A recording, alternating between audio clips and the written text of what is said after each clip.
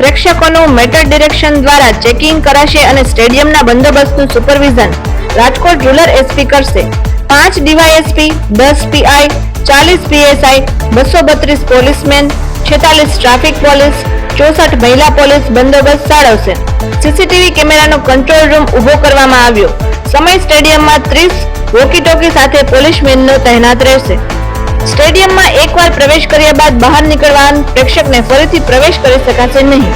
મેચના દિવસે ભારે વાહનો જામનગર રોડ પરથી પસાર નહીં થઈ શકે અને સ્ટેડિયમ નજીક આડેધડ વાહનોનું પાર્કિંગ કરવામાં ટોઈંગ કરશો તો લઈ જશે અને અશોક કુમાર યાદવનું સ્ટેડિયમમાં ખાસ ચેકિંગ.